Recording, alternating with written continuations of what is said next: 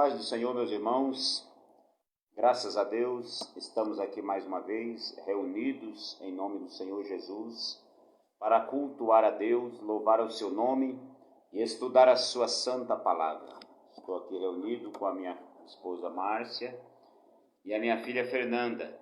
Juntos nós vamos adorar a Deus. Quero convidá-los a fazer uma oração neste momento para iniciarmos assim o culto ao Senhor. Querido Deus, maravilhoso Pai, nos reunimos em Tua presença, agradecidos, ó Pai, pelo dom da vida, pela paz, pela salvação das nossas almas. Senhor, eu quero suplicar que a presença do Espírito Santo de Deus vá conosco esta noite, Senhor, para que nós possamos louvar e bendizer ao Teu santo nome. Senhor, recebe o nosso culto, a adoração que a Ti nós apresentamos. Dá-nos sabedoria para ministrar este ensino esta noite. Abençoe os nossos ouvintes que estão em seus lares neste momento nos acompanhando. Que os Teus servos também compreendam a palavra que será ministrada esta noite. Derrama sobre cada um deles, meu Senhor, o Teu poder, a alegria da Tua salvação. Fica conosco, nós Te agradecemos, em nome do Senhor Jesus. Amém. Graças a Deus, meus irmãos, nós vamos louvar ao Senhor com o hino de número 409 da nossa harpa. Quero saudar aqui a irmã Cléo e o irmão Luciano Rocha, que estão conosco. Compartilhem com os irmãos aí a nossa live para que todos possam acompanhar. Nós hoje vamos estudar um tema maravilhoso da nossa escola bíblica dominical, que é Esdras vai a Jerusalém ensinar a palavra de Deus. Tema muito importante, que é a importância do estudo bíblico, do ensino da palavra de Deus. Hino 409 da nossa harpa, Trabalhadores do Evangelho.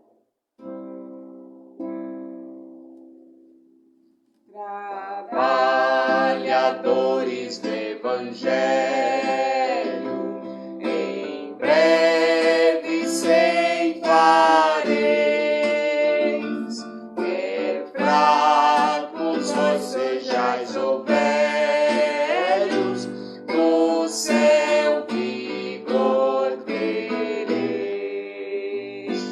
Os que esperam no Senhor, novas forças obterão, como águias voarão, subirão para as alturas, correrão sem se cansar, sem fatigar de andar. Sem se cansar, sem fatigarão de andar. Correrão sem se cansar, até no céu chegar. No bom trabalho, quantas vezes estamos a falhar, sempre devemos nos reveses em Cristo confiar. Os que esperam no Senhor, novas forças obterão, como águias voarão, subirão para as alturas, correrão sem se cansar, sem fatigarão de andar. Correrão sem se cansar, sem fatigarão de andar.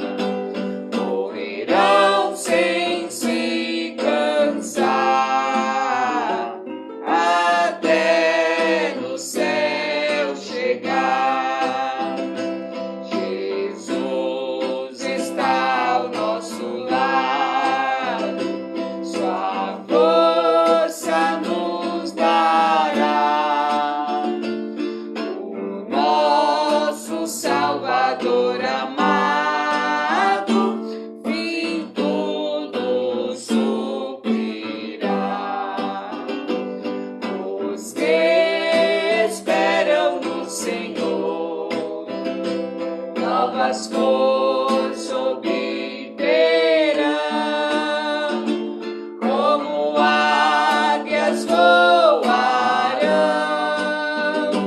subirão para as alturas, correrão sem se cansar, sem fatigarão de andar, correrão sem se cansar, sem fatigarão de andar, correrão sem se cansar, até no céu chegar. Em Cristo sempre confiando, socorro vamos ter. O Salvador do céu baixando, irá nos socorrer. Os que esperam no Senhor, novas forças obterão, como águias voarão, subirão para as alturas, correrão sem se cansar, sem fatigarão de andar, correrão sem se cansar, sem fatigarão de andar, correrão sem se cansar, até no céu chegar. Glória a Deus. Amém. Glória a Deus. Aleluia. Louvado seja o nome do Senhor Jesus. Graças a Deus, meus irmãos, nós vamos estudar a nossa lição de número 11 da nossa escola bíblica dominical, cujo tema é Esdras vai a Jerusalém ensinar a palavra de Deus. O nosso texto áureo encontra-se na Epístola aos Hebreus, capítulo de número 6, o versículo 5, a parte A do versículo. Convido a irmã Márcia para estar lendo o texto áureo. E a Fernanda lê a verdade prática. Texto áureo. E provaram a boa palavra de Deus. A palavra de Deus é semelhante a uma afiada espada, é poderosa e penetrante. Glórias a Deus. A nossa leitura bíblica em classe está no livro de Neemias, capítulo 8, versículos 1 até o versículo 12. Conforme eu disse para os irmãos nos grupos, veio um equívoco nesta lição, que a leitura bíblica em classe, na verdade, eles colocaram Esdras 8, 1 a 12, que não fala nada sobre esse tema. Tem algumas genealogias aí, então eu acredito que deve ter sido um equívoco. O livro de Neemias, capítulo 8, este sim conta a chegada de Esdras a Jerusalém. Abre a Bíblia, Neemias capítulo 8, versículos 1 ao 12. Você que está na sua casa, abra sua Bíblia, Neemias capítulo 8, a partir do versículo 1 até o versículo 12. Irmãos, acompanhem aí a leitura da palavra de Deus. Neemias, lá no Velho Testamento, fica antes do livro de Esté e depois do livro de Esdras. Para frente. Glórias a Deus. Neemias capítulo 8. Capítulo 8, a partir do versículo 1. O versículo 1 nos diz assim: E chegando o 7º mês, Estando os filhos de Israel nas suas cidades, todo o povo se ajuntou como um só homem na praça, diante da porta das águas, e disseram a Esdras o escriba que trouxesse o livro da lei de Moisés, que o Senhor tinha ordenado a Israel. Versículo 2. E Esdras, o sacerdote, trouxe a lei perante a congregação, assim de homens como de mulheres, e de todos os sábios, para ouvirem no primeiro dia do 7º mês. Versículo 3. E leu no livro diante da praça que está diante da porta das águas, desde a alva até o meio-dia, perante homens e mulheres. E os que podiam entender e os ouvidos de todo o povo estavam atentos ao livro da lei. Versículo 4. E Esdras, o escriba, estava sobre um púlpito de madeira que fizeram para aquele fim, e estavam em pé junto a ele, à sua mão direita, Matitias, e Sema, e Anaías, e Urias, e Uquias, e Maazeias, e à sua mão esquerda, Pedaías, e Misael, e Malquias, e Azum, e Asbadana, e Zacarias, e Mesulã. E Esdras abriu o livro da lei perante a vista de todo o povo, porque estava acima de todo o povo. E abrindo ele, todo o povo se pôs em pé. Versículo 6. E Esdras louvou o Senhor, o grande Deus.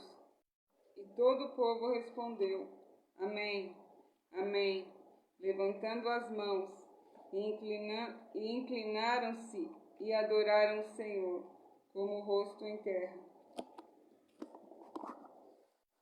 E Jesuá, Bani, Serebias, Jamim, Acube, Sabetai, Odias, Maacéias, Quelita, Azarias, Josadabe, Anã, Pelaías e os levitas ensinavam o povo na lei, e o povo estava no seu lugar.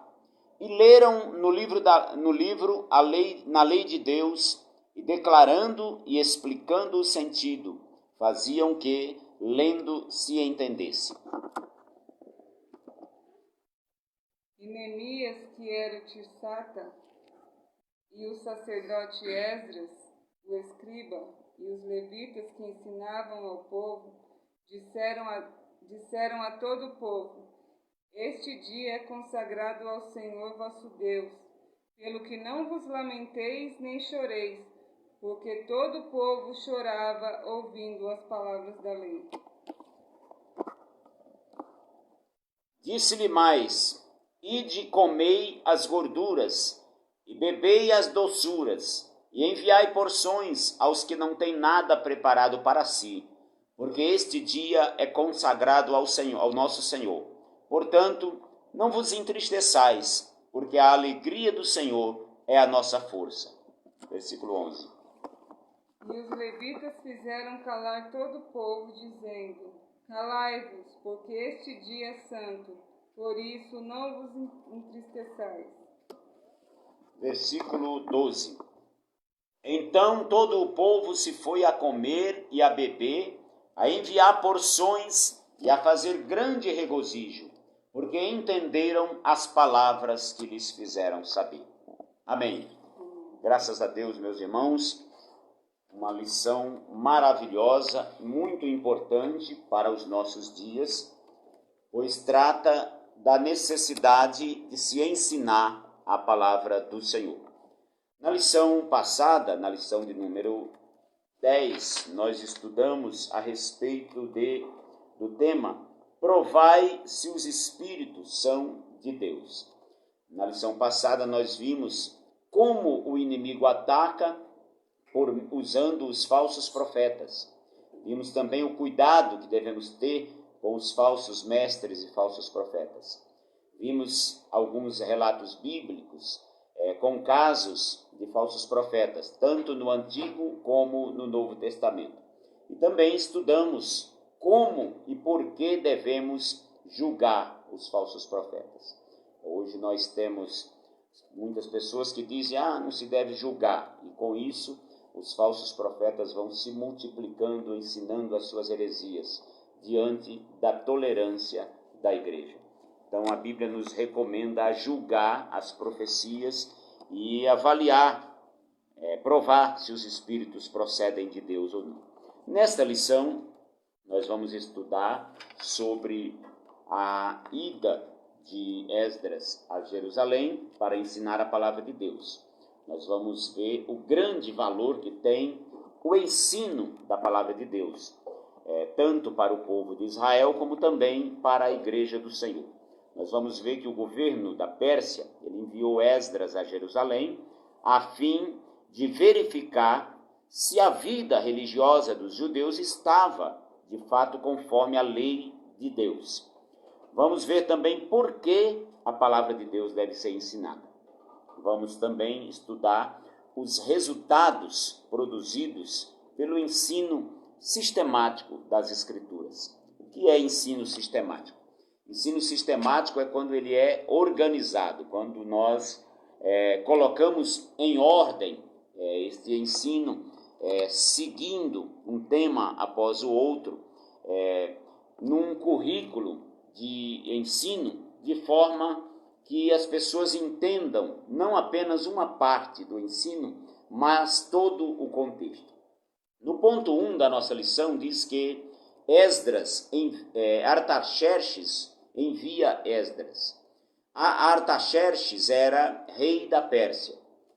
Os reis da Pérsia, nós tivemos Ciro o Grande, depois tivemos Cambises, o seu filho, e depois Artaxerxes I.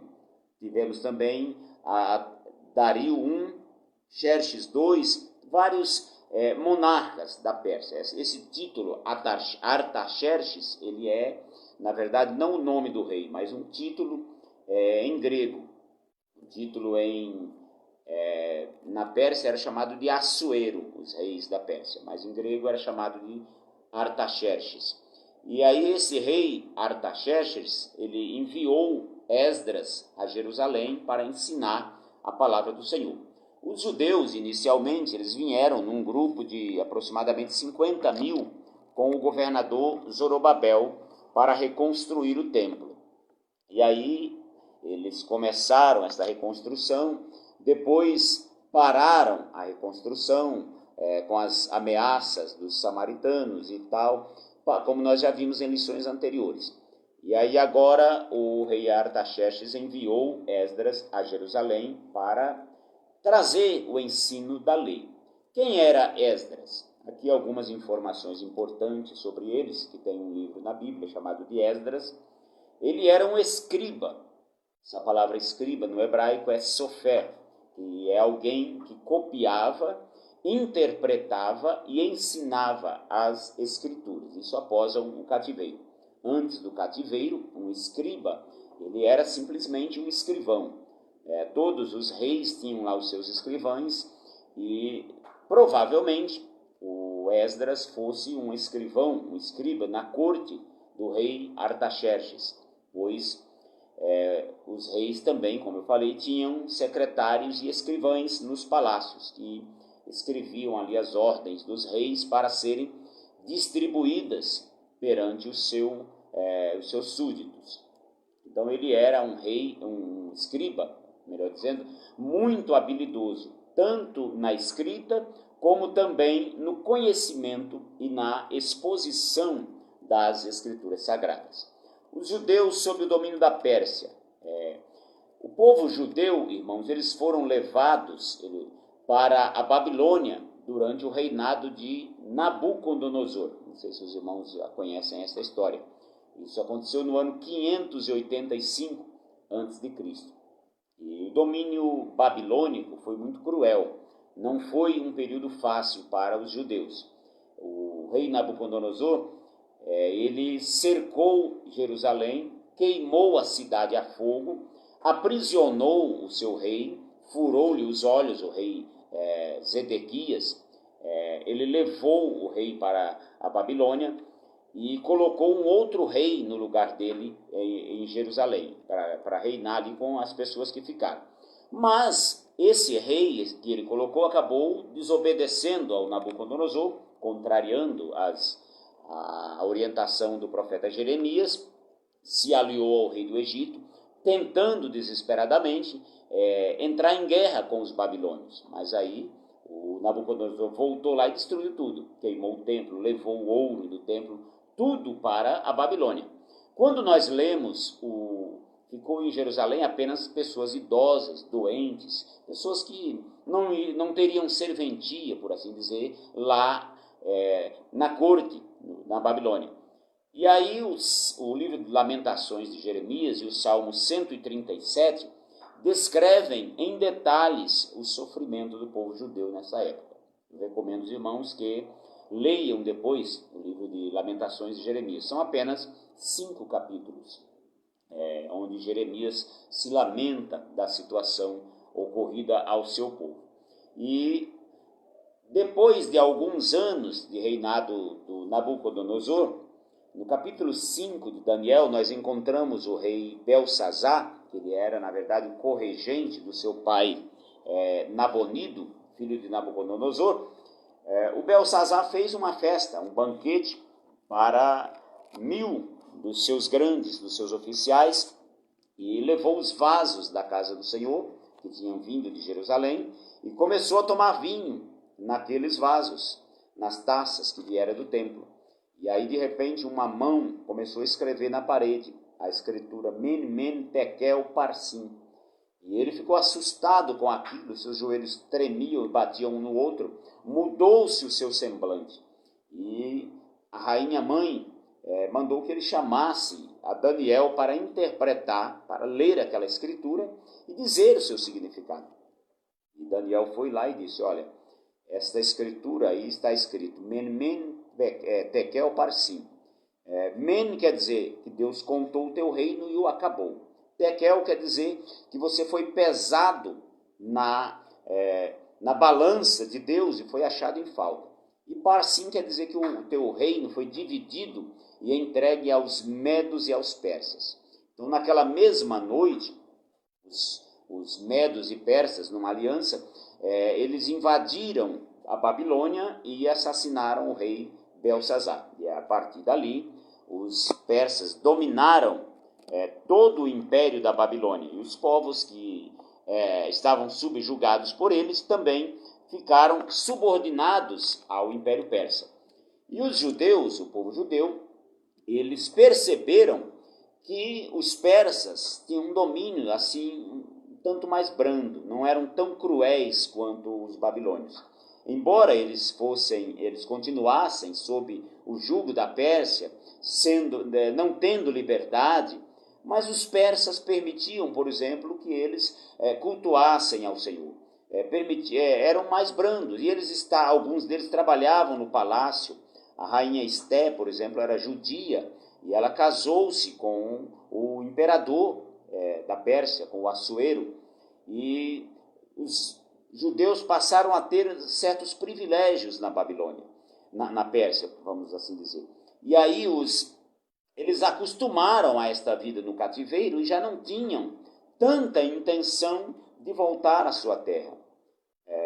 Porém, Deus havia dito que o cativeiro duraria 70 anos, e Deus despertou o espírito de Ciro, rei da Pérsia, para que o seu povo voltasse a Jerusalém e reconstruíssem o templo. E aí o Zorobabel retornou com 50.000 judeus para reconstruir o templo. Depois a obra ficou parada por 15 anos, mas eles retornaram a esta obra, movidos pela profecia de Ageu e Zacarias. Porém, o templo estava reconstruído e eles estavam assim um tanto acomodados, não sabiam direito o que fazer, como cultuar a Deus. E o rei Artaxerxes então enviou Esdras para que ele ensinasse a lei de Deus. Esdras foi enviado a Jerusalém no ano 458 a.C., no reinado do Artaxerxes I, que governou a Pérsia entre 465 e 423 a.C., conforme está escrito em Esdras, capítulo 7, versículo 8. O objetivo desta vinda do Esdras para Jerusalém era para que ele se inteirasse da situação espiritual dos judeus que haviam retornado do cativeiro com Zorobabel para reconstruir o templo. O rei Artaxerxes I ficou impressionado com o grau de conhecimento que Esdras tinha sobre Deus e sobre as Escrituras. Os 70 anos que o povo passou no cativeiro fez com que eles esquecessem um pouco a lei de Deus, inclusive o idioma oficial de Israel era o hebraico. E o povo que estava no cativeiro, os que nasceram no cativeiro também, durante esses 70 anos, já não falavam mais o hebraico, não entendiam direito o hebraico. Eles falavam o aramaico, que era a língua falada no Império Babilônico, que era também uma variação do hebraico. Então, qual foi a função do Esdras? Necessitava que alguém lesse as Escrituras para o povo e explicasse o significado das Escrituras no hebraico, no aramaico, que era a língua que o povo falava.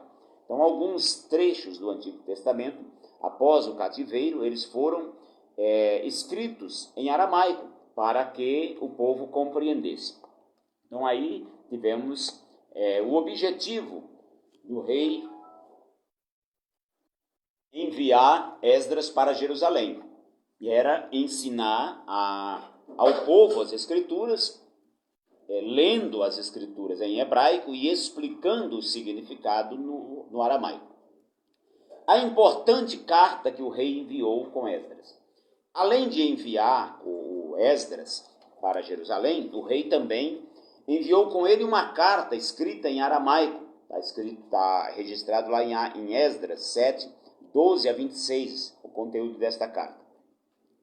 Esta carta garantia a Esdras o seguinte: qualquer judeu que quisesse poderia voltar com Esdras para Jerusalém. Então, o povo não precisava ficar com medo. Se alguém quisesse retornar com Esdras, eles tinham autorização do rei da Pérsia por escrito nessa carta. Eles também tinham a garantia de levar recursos, tanto os oferecidos pelo rei, quanto os recursos oriundos das ofertas que o povo trouxesse. Se alguém quisesse dar uma oferta para a reconstrução, para a viagem do Esdras, para ensinar lá o povo, quem quisesse voltar com Esdras poderia levar esses recursos. Também eles foram autorizados a levar os vasos do templo de Jerusalém que ainda estavam na Babilônia. Os irmãos lembram que eu falei que o Nabucodonosor, ele levou os vasos de ouro do templo para a Babilônia. Foram aqueles vasos que o Belsazar usou naquele banquete profano.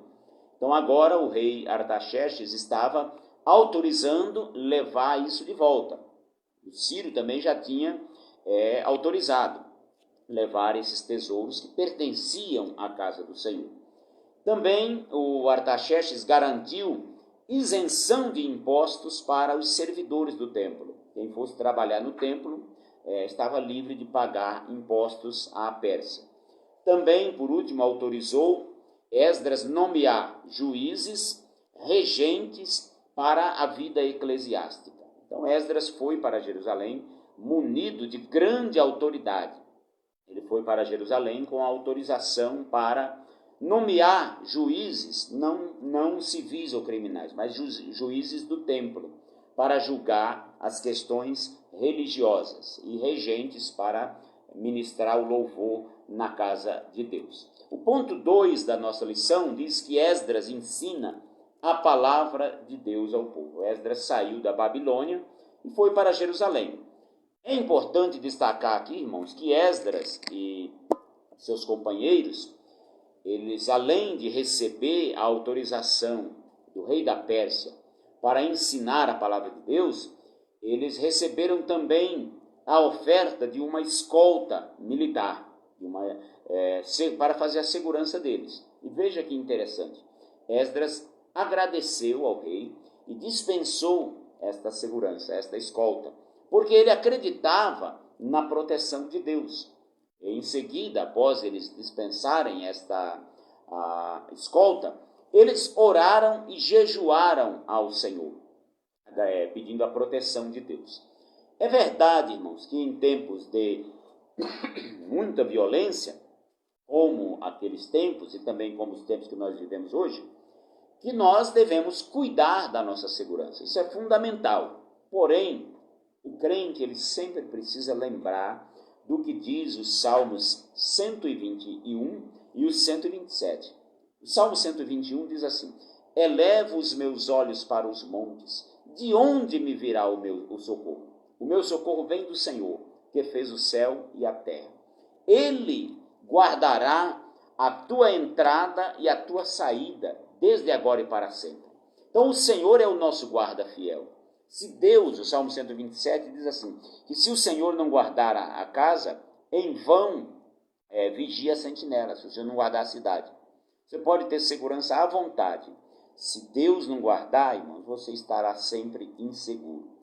E ele diz assim, o Salmo 127, de nada adianta você levantar de madrugada, comer o pão das dores e tal, sofrer muito, porque Deus dá o pão aos seus amados enquanto eles dormem. Isso não significa que nós não devemos trabalhar. Claro, devemos trabalhar, mas conscientes de que é Deus que nos dá o pão de cada dia. Aquilo que nós comemos é Deus que nos dá. As oportunidades que nós temos é o Senhor que nos dá.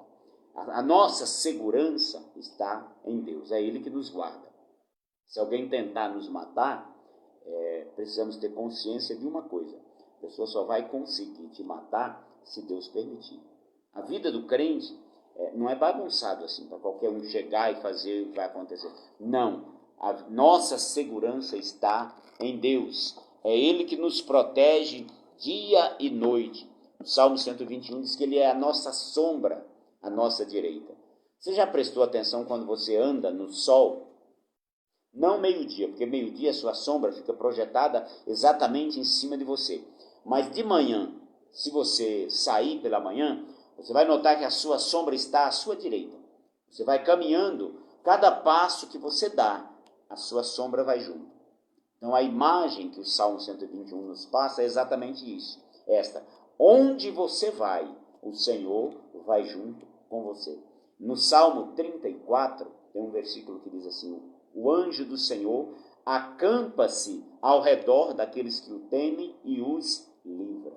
Não é o Senhor que nos guarda. É por isso que o crente ele não precisa se desesperar por coisa alguma. Vem o desemprego, vem a luta, as enfermidades, mas a nossa segurança está no Senhor que fez o céu e a terra. O Salmo 46 diz algo importante.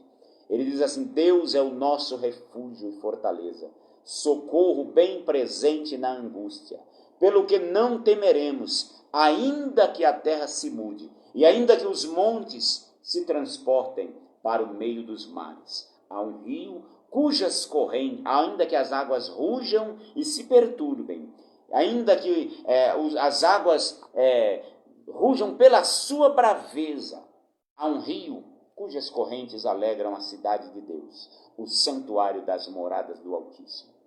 E no versículo 10 diz assim: aquietai-vos e sabei que eu sou Deus. Serei exaltado entre as nações, serei exaltado sobre a terra. Então você que me assiste nesta noite, descanse o seu coração. Deus te protegerá de todo o mal. É o Senhor que te guarda. O Moisés, quando ele abençoava o povo de Israel, ele dizia assim: o Senhor te abençoe e te guarde.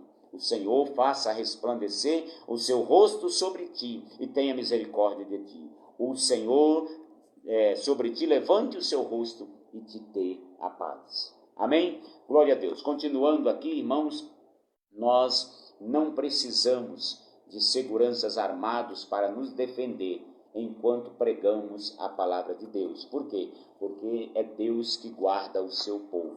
Está num culto, está pregando a palavra de Deus. Ah, mas o lugar aqui é perigoso. Não se preocupe, irmãos. Não existe lugar perigoso quando Deus está conosco. Quando o crente é enviado para trabalhar num lugar difícil, onde muitas vezes a violência é grande, não tema, não se atemorize, não se apavore, porque é o Senhor que guardará a sua entrada, a sua saída, desde agora e para sempre. O ponto O item 2 do ponto 2 diz assim, o encontro de Esdras com Neemias. Aqui neste ponto, irmãos, o comentarista, ele se equivocou.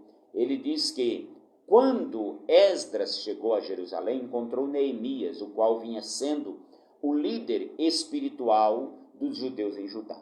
O professor Luiz Henrique de Almeida, que é o pioneiro da escola dominical na TV e na internet, ele faz aqui uma observação importante. Ele diz, na verdade, foi o contrário. Esdras chegou a Jerusalém primeiro, com a segunda leva de judeus repatriados. Neemias chegou cerca de 13 a 15 anos depois. Então, não foi Esdras que encontrou com Neemias em Jerusalém. Na verdade, Neemias encontrou Esdras. Esdras já estava lá. Quando Neemias chegou a Jerusalém, ele encontrou Esdras, o qual vinha sendo um líder espiritual dos judeus em Judá. E, posto a par da situação, Neemias se uniu a Esdras na tarefa para a qual este havia sido enviado. Na lição nós vimos aí Neemias, o Tirsata. É uma palavra um tanto estranha para nós, mas esta palavra significa governador. Neemias, ele era o governador da Judéia. Ele foi enviado lá para reconstruir os muros. Esdras veio de 13 a 15 anos antes para reconstruir, junto com Zorobabel, o templo. Então, Zorobabel veio a Jerusalém reconstruir o templo e trouxe Esdras. Esdras foi enviado pelo rei Artaxerxes para ensinar a palavra de Deus no templo. Então, Neemias se uniu, como governador, se uniu a Esdras na tarefa de ensinar a palavra de Deus. Porém, quem fazia o ensino era Esdras, porque Esdras era o escriba, era o escrivão, ele tinha bastante habilidade no ato de ensinar a palavra de Deus. O item 3 do ponto 2 diz que Esdras ensina a palavra ao povo. Esdras contou com um grupo de 13 auxiliares e alguns levitas. Ele convocou o povo para a festa dos tabernáculos e nessa festa ele mandou construir um púlpito de madeira. Neste evento, vejam que interessante isso aqui, desde o romper da alva ou o amanhecer até o meio-dia, ele leu as Escrituras e explicou o significado ao povo. Foi um longo sermão expositivo. Infelizmente, meus irmãos, eu digo isso com tristeza, na atualidade, muitas igrejas já não ensinam mais a palavra de Deus como deveriam.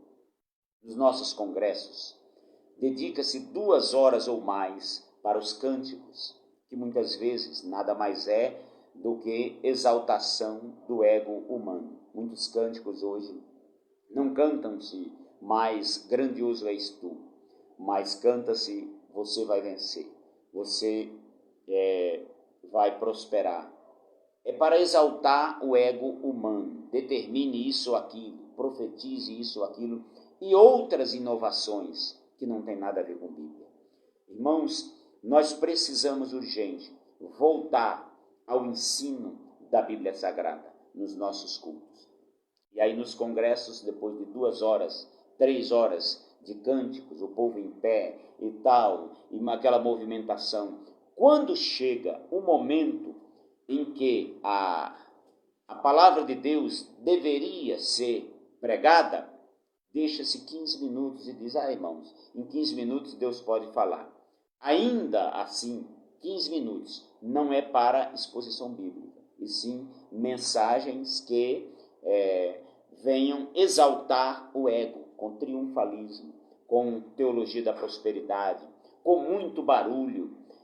Onde não há exposição bíblica, não pode haver transformação de vidas. O apóstolo Paulo, escrevendo aos Romanos, no capítulo 12, ele diz assim, rogo-vos, pois, irmãos, pela compaixão de Deus, que apresenteis os vossos corpos em sacrifício vivo, santo e agradável a Deus, que é o vosso culto racional.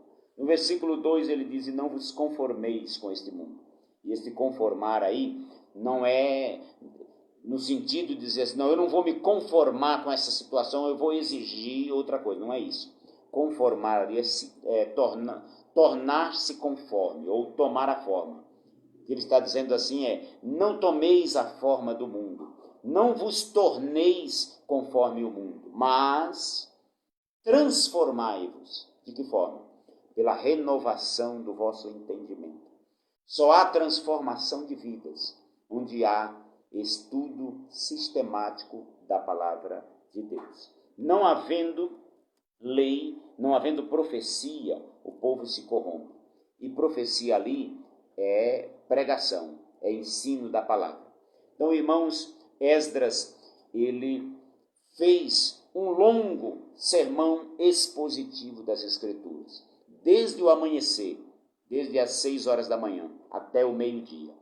Você já imaginou uma mensagem expositiva da palavra de Deus de 6 horas de duração? Eu tenho saudades do Belenzinho, irmãos, de quando eu congregava na Grande São Paulo. Eu morei 12 anos no Jaguaré, na zona oeste da capital, e 13 anos em Osasco. E sempre que eu podia, eu ia na reunião de obreiros, na primeira segunda-feira de cada mês. O pastor José Wellington, nosso pastor presidente, ele valoriza muito a exposição bíblica. E nessas reuniões, hoje são transmitidas pela internet, sempre que eu posso, eu assisto. Os irmãos que puderem assistir também, no canal da TV AD Belém, no YouTube. Toda primeira segunda-feira, é o dia inteiro. 2 mensagens pela manhã, de 1 hora cada uma, 2 mensagens de exposição bíblica de 1 hora cada uma à tarde, e culto à noite, reunião à noite. Toda primeira segunda-feira do mês no Belenzinho é dessa forma. No Belenzinho nós temos também a escola bíblica para obreiros. São 15 dias de exposição bíblica. É por isso porque o Ministério do Belém tem sido uma fortaleza em ter crentes maduros. Em alguns setores, alguns pastores setoriais, eles têm perdido um pouco o rumo, não têm seguido a orientação do presidente, do pastor José Wellington, que ele tem esta característica. Você vai ao Belenzinho, no dia da escola dominical, o pastor José Wellington está lá. Ele é aluno da escola dominical, matriculado regularmente. Ele é um senhor de mais de 90 anos, mas ele está lá, aprendendo a palavra de Deus. Nós temos ali o pastor e professor Caramuru, que ensina a palavra de Deus de forma exímia, de forma expositiva, ensina no Belenzinho, no sábado à noite, todo sábado à noite, às 19 horas, tem o ensino da palavra de Deus ali, a aula para professores, e tem as suas aulas na internet, no portal Escola Dominical. Então a nossa igreja, irmãos, é uma igreja que tem uma boa estrutura para se aprender a palavra de Deus. Cabe a cada pastor, cada líder, seguir as orientações do nosso ministério. Nós temos aqui esta revista, 3 meses de estudo bíblico sistemático. Todos os domingos pela manhã nós temos o ensino da palavra de Deus durante 1 hora de estudo, mais o cântico, as apresentações. São 2 horas de aula todos os domingos.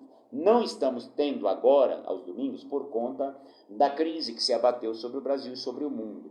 Mas ainda assim, a nossa igreja sede, aqui em São Carlos, ela nunca deixou de transmitir todos os domingos a escola bíblica dominical pelo site, pela página da nossa igreja no Facebook e também no YouTube. E a nossa congregação aqui, o Monte Oreb, tem seguido na mesma linha. O pastor Gessé também não abandonou o estudo da palavra de Deus. Em todas as nossas lives, no domingo, ele dava prioridade à escola dominical. Nós ensinávamos todos os domingos. Depois que o culto reabriu aos domingos, o culto presencial, nós combinamos de passar esse estudo para a sexta-feira. Para quê? Para que o culto do domingo, que é presencial, fique para os irmãos testemunharem, para o pastor trazer uma palavra aos irmãos. E também na quarta-feira nós estamos tendo o culto de oração, o culto de libertação, onde ali a irmã Sônia e o pastor Jessé estão orando pelos irmãos. Eu mesmo, na quarta-feira, deixei lá um pedido de oração pela filha de um amigo meu, que está enferma ali em Osasco. E Deus faz maravilhas através da oração da palavra de Deus. O ponto 4 diz aí que o ensino foi maravilhoso. Este ensino, meus irmãos, trouxe muito resultado. Qual foi o resultado? O povo começou a lamentar e a chorar. E Esdras e Neemias explicaram para o povo que, na verdade, ali não havia motivos para chorar, havia motivos para se alegrarem. E aí, quando o povo entendeu o significado do ensino, aí eles começaram a festejar e a se alegrar. O que eu aprendo aqui, irmãos? É que não basta ler a Bíblia. Muita gente se orgulha de ter lido a Bíblia várias vezes, do Gênesis ao Apocalipse. E é importante você ler a Bíblia. Eu, por exemplo, eu comecei a ler a Bíblia na minha infância. Na minha adolescência, aos 11, 12 anos, eu li a Bíblia inteira, do Gênesis ao Apocalipse. Depois, comecei de novo, do Gênesis ao Apocalipse. Então, 2 vezes eu li a Bíblia inteira, seguida, começando no início e terminando no fim. E de lá para cá, eu sempre fui aluno da escola dominical, desde a infância, eu já li várias vezes, aleatoriamente, por tema, por livro. Então, já li várias vezes. A Bíblia é o meu manual de fé e conduta. É como se fosse a Constituição para mim. Todas as outras leis, todos os outros manuais, as outras orientações, têm que estar de acordo com a Bíblia. Mas, irmãos, vocês devem saber que a Bíblia, ela não foi escrita em português originalmente. Também não foi escrita na nossa época. A Bíblia foi escrita em 3 idiomas. Que idiomas foram estes? O hebraico, o aramaico e o grego. Eu não sei falar nenhum dos 3.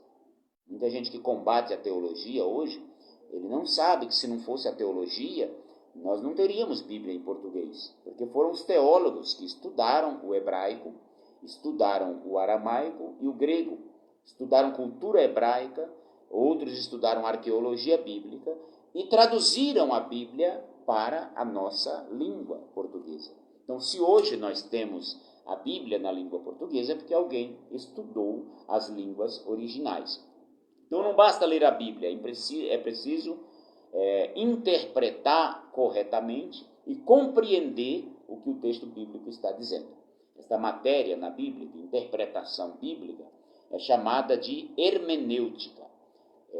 As piores heresias ou falsas doutrinas são frutos, na verdade, de má interpretação do texto bíblico. Todo expositor bíblico deve conhecer a hermenêutica bíblica, pelo menos o básico. O que significa conhecer a hermenêutica bíblica? Quando nós lemos um texto bíblico, pela hermenêutica, nós devemos fazer as seguintes perguntas. Eu vou resumir aqui para os irmãos alguma coisa de hermenêutica bíblica. Primeiro, quem escreveu esse texto que eu estou lendo? Alguns textos bíblicos são de autoria desconhecida. Nós não sabemos quem escreveu alguns. Por exemplo, a Epístola aos Hebreus. Nós não sabemos ao certo quem escreveu. Alguns estudiosos entendem que foi Paulo. Outros entendem que foi Lucas. Outros dizem que foi Barnabé. Mas nós não sabemos. Agostinho, bispo Agostinho de Hipona, ele dizia que só o Espírito Santo sabe quem escreveu Hebreus. E assim outros textos, que a gente não tem certeza de quem escreveu. Mas é importante a gente saber quem escreveu, para entender melhor. Também nós precisamos perguntar quando isso foi escrito. Tem textos que foram escritos 1500 anos antes de Cristo. 1550, a Torá foi escrita por Moisés. Outros textos foram escritos por Samuel, outros por Davi, outros por Salomão, outros textos por Isaías, Jeremias, Daniel e assim vai. Outros textos já foram escritos depois da ressurreição de Jesus, no Novo Testamento. Outros foram escritos, o Apocalipse, por exemplo, por volta do ano 95 depois de Cristo. Então, já no final da vida dos apóstolos, só João estava vivo. Todos os demais já tinham morrido. Então, João escreveu o livro do Apocalipse. Então, a Bíblia inteira ela foi escrita num período de aproximadamente 1.600 anos. Foi escrita por cerca de 40 escritores diferentes. Esses escritores tinham profissões diferentes, culturas diferentes. Alguns deles eram cientistas, como Moisés, por exemplo, estudou na cultura egípcia. Mas temos também Josué, que era um líder, sucessor de Moisés. Temos Samuel, que foi sacerdote, profeta e juiz. Temos Davi, que era um pastor de ovelhas, mas depois se tornou rei de todo Israel. Então ele era um poeta, um rei. Salomão, ele era um rei, ele era um escritor de provérbios, de salmos, de versos, de poemas, cânticos. Então era muito sábio. Temos outros escritores que eram profetas. Temos escritores que eram pescadores, como Pedro. Temos como João, que também era pescador. Temos escritores que eram professores, poliglotas, como Paulo, conhecia o hebraico, o grego, o latim, conhecia a lei de Moisés, era um fariseu, um doutor da lei, escreveu 13 epístolas no Novo Testamento. Então a Bíblia, do ponto de vista humano, é muito variado os escritores dela. E quando nós lemos, é importante saber quem escreveu, para que a gente saiba, entenda um pouco melhor o texto, baseado nas características do autor. Também é importante a gente saber para quem foi escrito, quem eram os destinatários originais deste escrito. Depois é importante nós sabermos o que aquele texto significou para os escritores originais, porque a linguagem ela muda ao longo dos anos.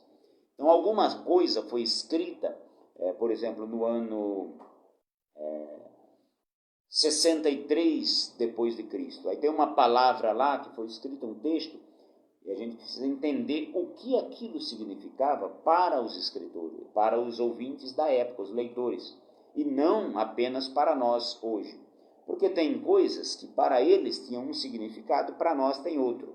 Então é preciso entender o sentido original do texto, isto é, hermenêutica. Devemos também, irmãos, buscar saber se o autor usou linguagem literal, alegórica, profética ou figurada. Porque se nós não entendermos isso, nós vamos querer aplicar o sentido literal a um texto que é alegórico, ou seja, uma parábola, uma comparação, ou apenas uma figura de linguagem. Também, se nós entendemos para quem foi escrito, nós vamos evitar de querer aplicar um texto da lei que foi escrito para Israel, aplicar aos nossos dias. Tem muitas seitas que fazem isso. Elas leem o Velho Testamento e alguns trechos, inclusive, do Código Penal de Israel, e querem aplicar hoje. E aí traz problema, porque o nosso Código Penal hoje não é o Código Penal de Israel. O Brasil não é uma teocracia, o Brasil é uma democracia. Aqui nós temos uma Constituição, aqui nós temos a liberdade religiosa. Lá em Israel não tinha. Lá não, lá você tinha que servir a Deus. Aqui nós não temos a pena de morte, lá eles tinham. Então nós não podemos querer aplicar a pena de morte no Brasil com base na lei de Moisés. Na lei de Moisés, quando você lê a Bíblia, por exemplo, se o marido flagrasse a esposa traindo, ele tinha autorização para reunir 2 ou 3 testemunhas e apedrejá-la em praça pública. Então, nós não podemos aplicar isso aos nossos dias. As roupas deles eram diferentes das nossas. Os homens lá usavam vestidos, mulheres também. A diferença às vezes estava na cor, então não tem cabimento. E tem gente hoje com essas coisas, porque eles vêm lá e dizem, não, mas você só pode usar isso, só pode usar aquilo. E aí com que base bíblica a gente vai arrumar isso? Então é importante saber para quem foi escrito e que tipo de linguagem está sendo usada. Há outros textos bíblicos que falam do mesmo assunto. Você lê um versículo bíblico, não compreendeu. Pegue uma concordância bíblica e veja se outros textos bíblicos tratam do mesmo assunto. Por quê? A hermenêutica diz que a Bíblia interpreta-se a si mesma. Então, quando você lê um texto bíblico, você deve buscar outros textos que venham trazer luz àquele texto, que venham melhorar a compreensão. Também nós precisamos nos perguntar o que esse texto tem a ver comigo. Que orientação esse texto bíblico traz para a minha vida? Então, isso é hermenêutica bíblica. Hoje, meus irmãos, no Brasil há uma infinidade de recursos para o estudo bíblico. Nós temos concordância bíblica de vários tipos. Nós temos dicionários bíblicos, dicionário Vine, dicionário Almeida, dicionário de teologia, bíblias de estudo de vários tipos. Temos estudos e comentários bíblicos, temos cursos teológicos, curso básico, médio, bacharel, pós-graduação, mestrado, doutorado. Então você pode avançar no conhecimento bíblico. Só não aprende hoje em dia quem não quer. Eu sempre falo para os irmãos que hoje a gente que dá aula na escola dominical tem uma facilidade enorme. Quando eu era adolescente, eu costumo falar isso aqui em casa, na igreja que eu congregava, era uma igreja pequena, então a gente não tinha classe de crianças e de adolescentes. Não, eu tinha 12 anos e eu participava da classe dos adultos. E eu tinha apenas a Bíblia Sagrada, normal, não era uma Bíblia de estudo, e a revista de aluno. Era com isso que eu estudava. Eu não tinha nem um dicionário da língua portuguesa. Não tinha concordância bíblica, não tinha dicionário bíblico, não tinha internet como hoje para a gente pesquisar. Hoje eu tenho, graças a Deus, a lição de mestre aqui para estudar. Temos a internet, temos vários sites aí onde a gente pode fazer consulta. Temos o portal da Escola Dominical, que traz subsídios à nossa lição, a cada lição. Tenho as Bíblias de estudo, tenho a pequena enciclopédia bíblica, que também me ajuda a buscar informação sobre alguns textos. Tem na internet, você coloca no Google, lá tem História da Humanidade, que também vai te ajudar. Então, hoje, as coisas estão muito mais fáceis para se estudar a palavra de Deus e para compreender a palavra do Senhor. O ponto de número 3 nos diz que a palavra de Deus deve ser ensinada.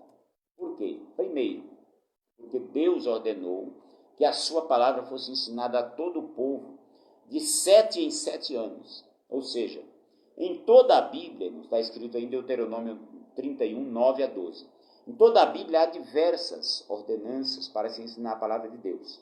Por exemplo, Moisés, Josué, Samuel, Davi, Salomão, os profetas, os sacerdotes, os escribas, eles foram incumbidos por Deus de ensinar a sua palavra ao povo. Temos aqui algumas orientações, por exemplo, do profeta Oséias, que eu coloquei no comentário que eu enviei para os irmãos. O profeta Oséias, no capítulo 4, versículo 6, ele diz assim, que o meu povo foi destruído porque lhe faltou o conhecimento. E no capítulo 6, versículo 3, ele diz, conheçamos e prossigamos em conhecer ao Senhor. O profeta Malaquias, ele também foi usado por Deus para repreender os sacerdotes, que haviam negligenciado o ensino da lei ao povo. Quando não há ensino da palavra de Deus, o povo é destruído. Se O diabo sabe disso. Para uma igreja ser destruída, ele precisa tirar duas coisas dela. Primeiro, a oração, que é a comunhão com Deus. Uma igreja que não ora, a tendência é ela ser destruída. Depois ele tira o ensino da palavra de Deus. Porque onde não há ensino da palavra de Deus, você vai ter hereges, você vai ter crentes raquíticos, fracos, que são levados por qualquer vento de doutrina. Uma igreja ensinada na palavra de Deus, ela se torna como Éfeso. A igreja de Éfeso era uma igreja doutrinada pelo apóstolo Paulo. Jesus disse para ela assim: olha, eu tenho algumas coisas a seu favor. Uma delas é que você pegou os falsos apóstolos, desmascarou, achou-os mentirosos. Então, uma igreja ortodoxa, uma igreja ensinada, ela desmascara falsos profetas. Quando chega uma falsa doutrina, logo a igreja conhece que aquilo não é de Deus, porque ela conhece a palavra de Deus. Jesus também, ele ordenou o ensino da sua palavra. A maior parte do ministério de Jesus foi dedicado ao ensino. Muita gente se engana, pensa que o ministério de Jesus, a maioria era formado por milagres, mas não era. Jesus, ele contou muitas parábolas, ele fez vários discursos longos, ensinando ao povo a sua doutrina. E quando ele ressuscitou, ele reuniu os discípulos na Galileia e disse: é-me dado todo o poder no céu e na terra. Ide e ensinai todas as do Pai e do Filho e do Espírito Santo, ensinando a guardar todas as coisas que eu vos tenho mandado. E eis que estou convosco todos os dias, até a consumação dos séculos. Mateus 28, 19. Jesus também disse certa vez: errais não conhecendo as Escrituras, nem o poder de Deus. Quer ver um crente errar? É quando ele não conhece as Escrituras. Quem não conhece as Escrituras faz tudo errado. Quem não conhece as Escrituras, irmãos, acaba pecando. Tem gente que peca porque não vigia. Tem gente que peca porque não tem temor a Deus. Mas tem gente que peca por não saber. Tem gente que peca por não aprender a palavra de Deus. E não pense que os ignorantes, aqueles que pecam por desconhecerem, eles serão absolvidos. Não serão. Pedro disse que alguns indoutos torcem as Escrituras para a sua própria perdição. Ele disse, nas Escrituras do apóstolo Paulo, tem pontos que são difíceis de entender, que os indoutos e inconstantes torcem para a sua própria perdição. Então, se alguém distorcer as Escrituras e ensinar errado, ele vai para a perdição. Ah, mas eu não conhecia. Deus deu todo o aparato para você conhecer as Escrituras. As Escrituras hoje estão diante de você.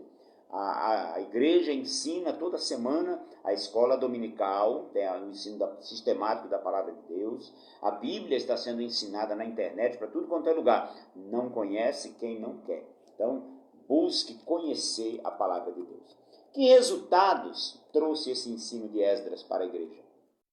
Trouxe muito resultado. Primeiro, o ensino da palavra de Deus gerou temor a Deus. Muitas pessoas, irmãos, não temem a Deus porque não o conhecem. E, convenhamos, não tem como você conhecer a Deus se ninguém ensinar. Como que você vai conhecer a Deus se ninguém falar sobre Ele? Eu fico vendo, às vezes, em alguns cultos públicos das nossas igrejas, onde há muitas pessoas não evangélicas que ainda não conhecem a Deus, e aí eu me coloco no lugar dessas pessoas e fico me perguntando, será que eles estão entendendo o que nós estamos pregando? Onde muitos pregadores, eles usam o tempo dedicado à pregação da palavra, num culto público, um culto onde deve-se evangelizar, e ele começa a falar de vaso, de fogo, de mistério, de coisas estranhas, e não fala nada sobre Jesus, sobre a vida eterna, sobre a vida após a morte, sobre a necessidade da pessoa aceitar Jesus. E aí no final do culto, até envergonhado, ou quando alguém lembra, tem que fazer o apelo. Aí ele vai lá, alguém quer aceitar Jesus? Aí levante a mão.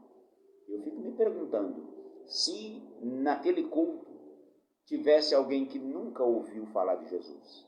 Existem ainda no mundo pessoas que nunca ouviram falar de Jesus. Imagine uma pessoa dessa entrar em uma das nossas igrejas. Vamos por aqui, por exemplo, um hindu, um muçulmano, alguém, ou um ateu, sei lá, um índio, daqueles nativos que nunca ouviram a palavra de Deus. Entra em um dos nossos cultos, começa a ouvir, eu falo, afinal, o que será que ele quis dizer? Aí eu pergunto, você quer aceitar Jesus? E ele vai falar assim, não conheço ele não. Jesus? Quem é? Mora onde? Não sei quem é. Então percebe-se que a pessoa perdeu uma grande oportunidade de falar de Jesus e da salvação. Nós não fomos chamados, irmãos, para falar de filosofia no púlpito, nas nossas igrejas. Nós não fomos chamados para falar de psicologia. Nós não fomos chamados para falar de educação financeira. Esses temas são importantes para estudos bíblicos, por exemplo, para estudos para casais, tem a sua importância. Quando nós ensinamos a uma família sobre relacionamentos, é importante para manter o casamento. Mas o maior objetivo da igreja na terra é falar da salvação pela fé em Cristo. E aí eu me pergunto, será que nós estamos preparados para falar da salvação para as pessoas? Eu fico me perguntando, irmão, se alguém fizesse como Cornélio fez com Pedro, mandasse chamar um de nós, e a gente chegasse lá e ele dissesse assim, olha, eu estava orando a Deus, 3 horas da tarde aqui, eu faço muitas esmolas, jejum, e um anjo me apareceu e disse que eu devia mandar chamar você. E eu mandei chamar e estou aqui, com toda a minha família, os meus amigos, reuni aqui, e estamos aqui prontos para ouvir o que você tem a dizer. Você já pensou nisso? Se algum vizinho seu ou alguém de outra cidade mandasse chamar você e dissesse, olha, um anjo me apareceu e me mandou chamar você, para que você me ensine. Deus mandou. Vamos lá, o que você tem a dizer? O que você diria para uma pessoa dessa? Você tem condições de fazer uma exposição bíblica de pelo menos meia hora? Se não tem, irmãos, mergulhe na palavra de Deus através da oração. Conheça as Escrituras.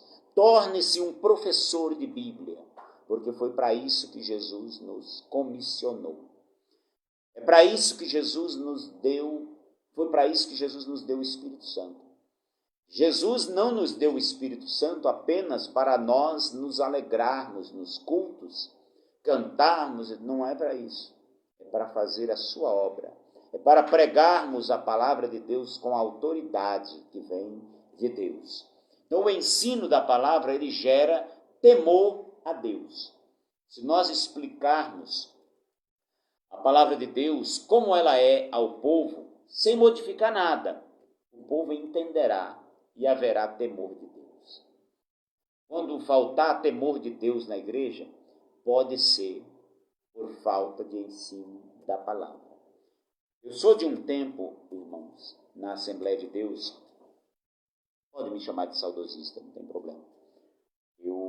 Os meus pais se converteram na década de 70, final da década de 70, 1978, eu tinha 5 anos. Então eu fui criado na Assembleia de Deus. Então a característica da Assembleia de Deus era oração e ensino da palavra. Uma vez por semana, escola bíblica dominical. Uma vez por semana, culto de ensino da palavra de Deus. No culto de ensino da palavra de Deus, na Assembleia de Deus, antigamente era assim, 1 hora de oração. O culto vai começar às 7 horas, das 7 às 8 oração, e depois da oração levantava-se, alguém cantava um hino, tirava a oferta e meditação bíblica, cerca de 1 hora, 45 minutos a 1 hora. E o estudo bíblico, como faltava conhecimento para os nossos irmãos antigos, eles liam a Bíblia e iam explicando, versículo por versículo. Pedia para um irmão ou outro ler o texto bíblico. Tinha lá os seus exageros nos costumes, tinha. Mas aquilo gerava temor de Deus. As pessoas tinham temor. E nós, irmãos, os líderes de departamentos, o pastor da igreja, devemos nos esforçar para explicar a palavra de Deus ao povo, trazer conhecimento bíblico para que a igreja não seja destruída. O segundo resultado do ensino da palavra de Deus é que o ensino da palavra de Deus ela implanta normas espirituais nos crentes. Isso significa, irmãos, que tudo o que Deus quis que o ser humano soubesse sobre ele, sobre o que ele aborrece, sobre o que ele quer que nós façamos, ele deixou registrado nas Escrituras. Você deseja saber o que é que agrada a Deus? Corra para as Escrituras. Medite na palavra de Deus de dia e de noite, como diz o Salmo 1. Você conhecendo as Escrituras, você conhece a Deus.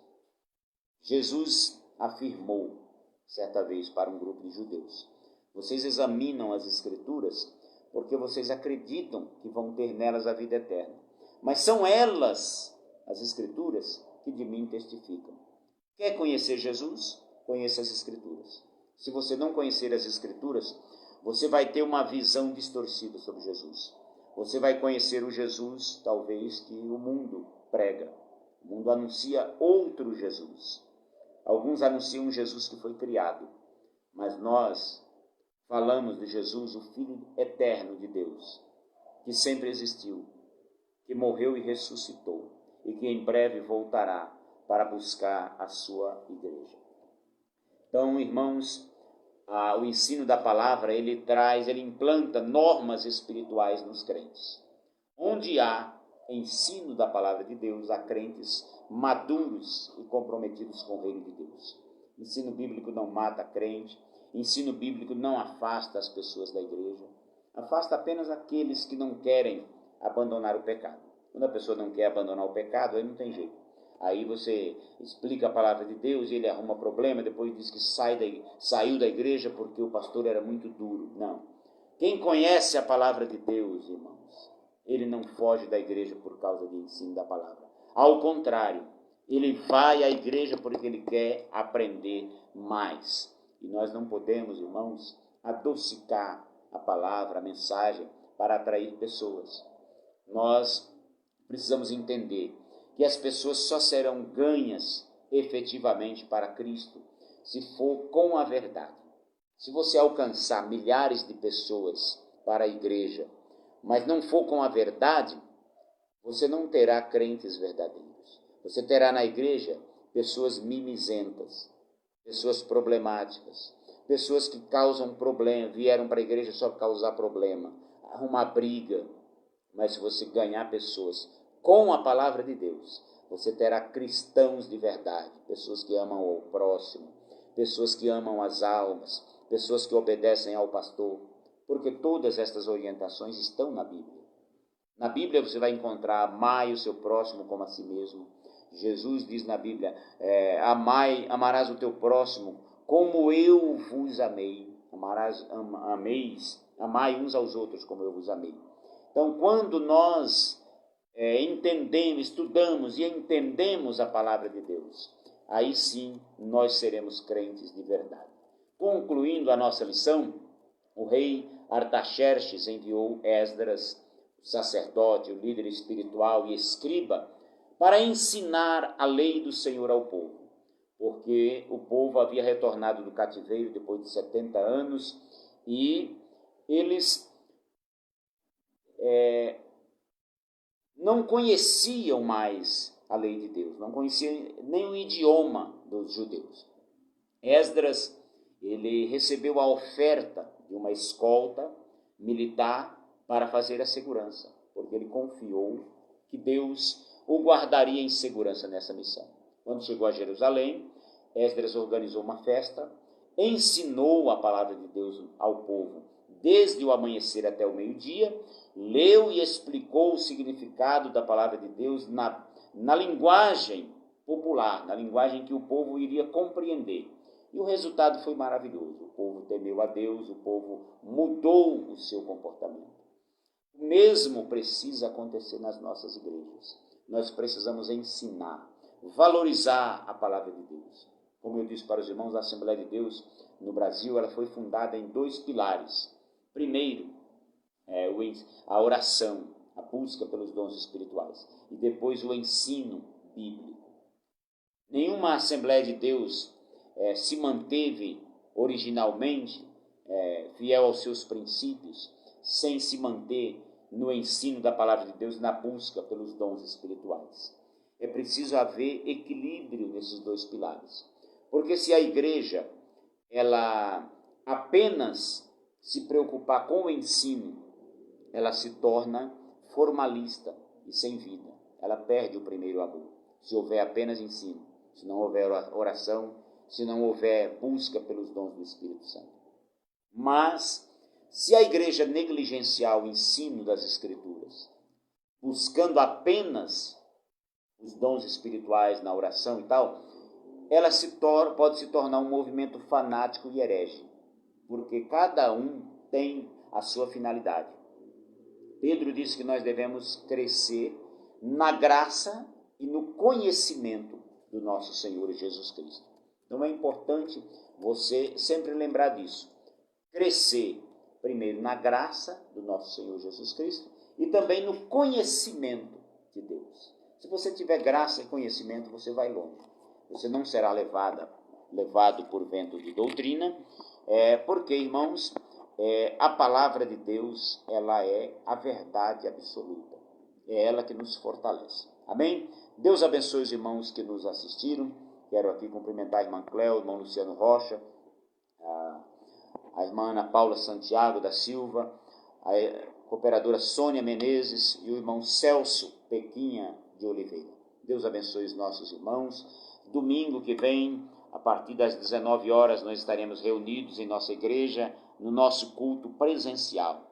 Eu quero, em nome do ministério, convidar todos os irmãos a estarem conosco, cultuando ao Senhor. Não deixemos a nossa congregação, como é costume de alguns, como diz a Epístola aos Hebreus. Mas é importante nós estarmos na casa do Senhor. O salmista diz no Salmo 122, alegrei-me quando me disseram, vamos à casa do Senhor. A casa do Senhor é lugar de alimento espiritual, é lugar de comunhão dos santos, é lugar do ensino da palavra, lugar da oração. Jesus disse, a minha casa será chamada casa de oração. Muita gente combate hoje a existência de templos, mas o templo é fundamental. O templo é necessário para abrigar as atividades da igreja. Então, se você não for uma pessoa sintomática, não está no grupo de risco, venha para a casa do Senhor. Coloque a sua máscara, nós temos lá os equipamentos de proteção, temos o álcool em gel, o medidor de temperatura, distanciamento social. Não se preocupe, como disse Esdras, o Senhor vai te guardar. Nós vimos aí no último fim de semana as praias lotadas e certamente muitas pessoas que não querem o retorno das aulas, que não querem, que reclamam porque as igrejas estão abertas, provavelmente estavam lá também. Então, irmãos, não é só na igreja. Se você não correr o perigo lá fora, se você vai ao supermercado, vai a muitos outros lugares, ao trabalho, por que não vai à casa do Senhor? Vá buscar a Deus. A Bíblia diz assim, buscai ao Senhor enquanto se pode achar e invocai-o enquanto está perto. É muito perigoso para o crente ficar longe da casa do Senhor, longe da comunhão dos santos. Conosco ali, irmãos, a cada culto, o Espírito Santo se manifesta, nós somos renovados, nós recebemos uma palavra da parte de Deus, louvamos ao Senhor. Então isso é maravilhoso. Então nós vamos nesse momento estar orando ao Senhor, por todos os que nos assistiram e os que irão nos assistir depois. Esse vídeo ficará à disposição e eu peço que os irmãos compartilhem com seus contatos para que mais pessoas sejam alcançadas pelo ensino da palavra de Deus. Domingo que vem nós estaremos, sexta-feira que vem, nós estaremos estudando um tema também maravilhoso, que é Esdras e Neemias combatem o casamento misto. É um tema muito importante e atual. Nós vamos ver que eles combateram o casamento com pessoas que não serviam a Deus. Vamos também explicar porque um judeu não podia se casar com uma pessoa pagã ou não judia. Também vamos destacar a sobrevivência do povo judeu, vamos estudar um pouco sobre o casamento de crentes e também incentivar a espera em Deus. Então, se você não casou ainda, nós temos uma palavra importante para você na próxima aula. Se você já casou também, é importante, nós vamos falar sobre alguns princípios para o casamento. Amém? Deus abençoe os irmãos. Oremos ao Senhor. Nosso Deus, nosso Pai, nós te agradecemos por esta lição maravilhosa, esta noite, por tudo o que o Senhor nos ensinou. Abençoe, meu Deus, aqueles que me assistiram nesse momento, que ouviram esta palavra, e aqueles também que irão assistir posteriormente este vídeo, que sejam, Senhor, edificados pela palavra do Senhor. A palavra de Deus é lâmpada para os nossos pés, é luz para o nosso caminho. Ela contém alimento para nos suster. Abençoe, ó Deus, a tua igreja aqui em São Carlos, o nosso pastor presidente, Eli Martins de Souza, a sua família. Abençoe ali a nossa igreja sede, todos os obreiros do nosso campo. Abençoe a nossa congregação aqui do Monte Oreb, o pastor Gessé de Jesus Menezes, a cooperadora Sônia Menezes, sua esposa, os seus filhos, toda a sua família. Abençoe cada obreiro, cada membro da nossa igreja, os jovens, adolescentes, crianças, irmãos e irmãs. Proteja, meu Deus, a cada um. Abençoe todos os que nos assistiram nesta live, Senhor. Guarda e dê um fim de semana abençoado a cada um. É o que eu te peço e já te agradeço em nome de Jesus. Amém. Estenda a sua mão, nós vamos empretar a bênção apostólica nesse momento. Que a graça do nosso Senhor e Salvador Jesus Cristo, o amor de Deus, o nosso Pai, a comunhão e as consolações do Espírito Santo sejam com todo o povo de Deus, hoje e para todo sempre. Todos digam amém. Deus abençoe em nome de Jesus.